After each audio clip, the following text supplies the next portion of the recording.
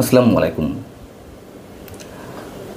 আওয়ামী লীগ আগামী নির্বাচনে অংশ নিতে পারবে কিনা, অথবা আওয়ামী লীগের যে অসংখ্য ভোটার সমর্থক রয়েছেন তারা ভোট দিতে পারবেন কিনা, সে বিষয়কে কেন্দ্র করে বিবিসি নানান প্রশ্নে রীতিমতো আমাদের প্রধান উপদেষ্টা ডক্টর মোহাম্মদ ইউনূসকে নাজেহাল করে ছেড়েছে। প্রধান উপদেষ্টা যখন লন্ডন সফরে ছিলেন তখন বিবিসি একটা ইন্টারভিউ করেছিল, যেটি কয়েক খণ্ডে প্রকাশ করা হচ্ছে।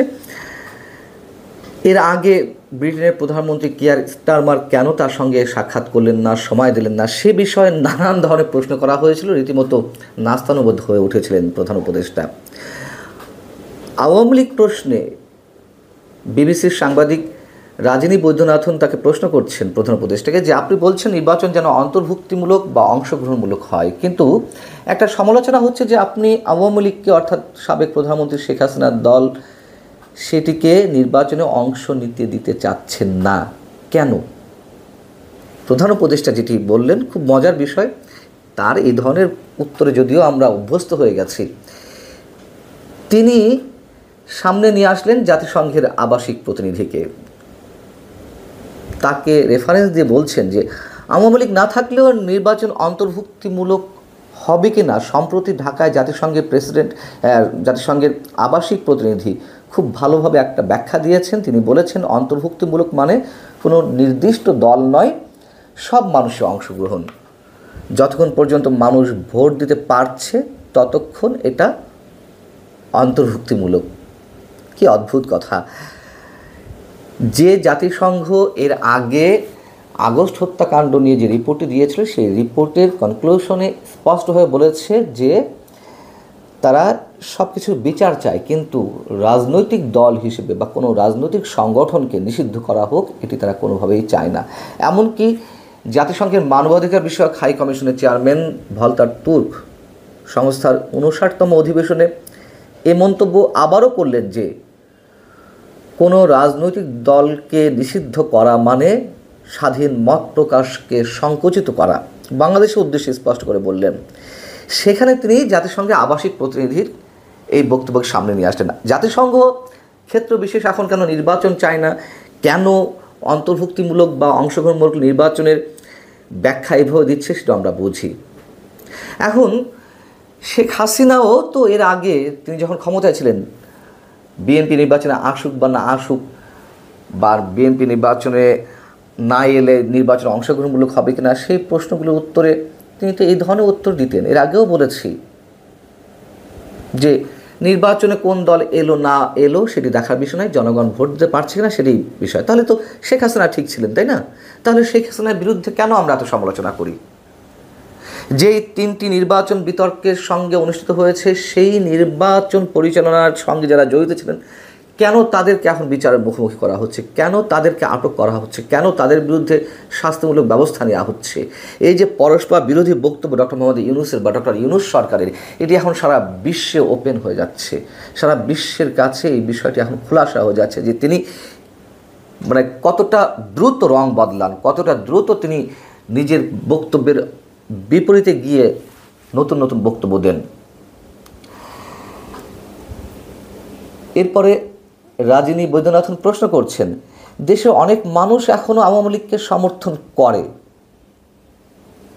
তো তার প্রশ্নের পরিপ্রেক্ষিতে আবার দ্রুত খুব ডক্টর মোহাম্মদ ইউনূস বলছেন যে তাদের সিদ্ধান্ত দিন যে তারা ভোট দিতে চায় কি না। কি হাস্যকর কথা!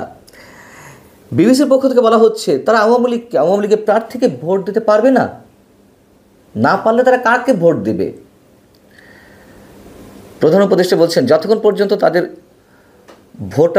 ভোট দেওয়ার স্বাধীনতা থাকবে তারা দিতে পারবে।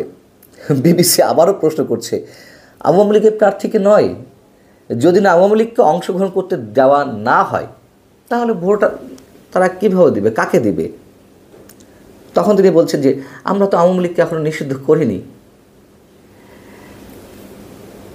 আবারও বিবিসি কতটা নাস্তানুবোধ করছে, কতটা আটকে ফেলছে বিভিন্ন প্রশ্ন বানে, ঠিক মতো অ্যান্সার করতে পারছেন না আমাদের প্রধান উপদেষ্টা।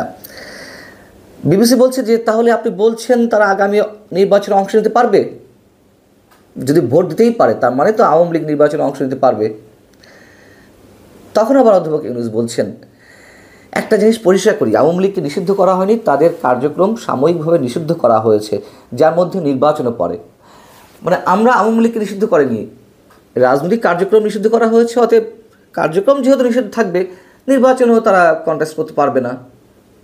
এই কথা বলার পরে আবার তিনি নিজের বক্তব্য উল্টে কার কাঁধে দায় চাপাচ্ছেন? নির্বাচন কমিশনের উপরে। তিনি বলছেন আবার এটা সাময়িক তাদের রাজনৈতিক কার্যক্রম নিষিদ্ধ করা হয়েছে, তবে নির্বাচনে তারা থাকবে কি না সেটা নির্বাচন কমিশনের সিদ্ধান্তের উপর নির্ভর করছে। আমাদের কোনো মন্তব্য নেই, যা বলার বিবিসি বলে দিচ্ছে।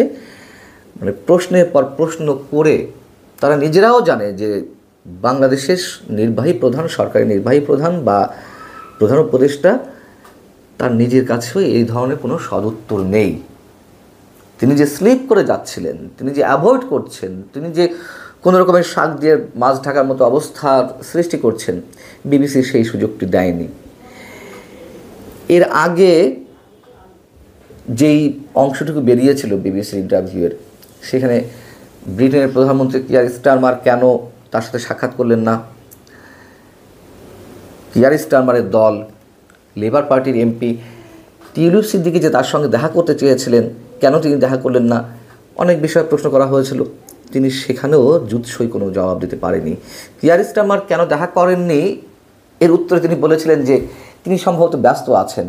তো তিনি সম্ভবত ব্যস্ত আছেন, আবার প্রশ্ন করা হয়েছিল যে আপনারা দুজন তো সমমর্যাদার, আপনিও প্রধানমন্ত্রী পদমর্যাদার, তিনিও এই দেশের প্রধানমন্ত্রী।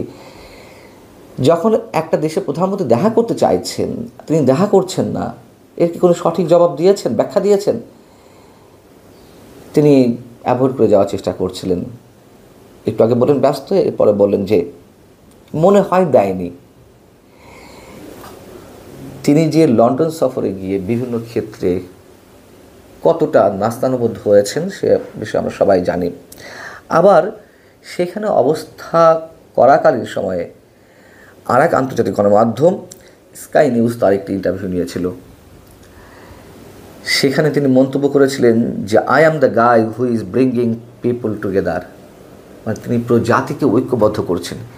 কতটা ঐক্যবদ্ধ করছেন সে তো আমরা জানি। পুরো জাতিকে বিভক্ত করে ফেলছেন, ভয়ঙ্করভাবে ঘৃণার বিষ বাষ্প ছড়াচ্ছেন, রীতিমতো প্রতিহিংসার রাজনীতি তিনি শুরু করেছেন। এই হচ্ছে আমাদের প্রধান উপদেষ্টা, সারা বিশ্বের কাছে একজন শান্তির দূত, কথিত শান্তির দূত হিসেবে তার অবস্থানটি তিনি কোথায় নিজেই নিয়ে যাচ্ছেন হয়তো বুঝতে পারছেন, কিন্তু স্বার্থের জায়গায় তিনি অন্ধ। ভালো থাকুন সবাই, আল্লাহ হাফেজ।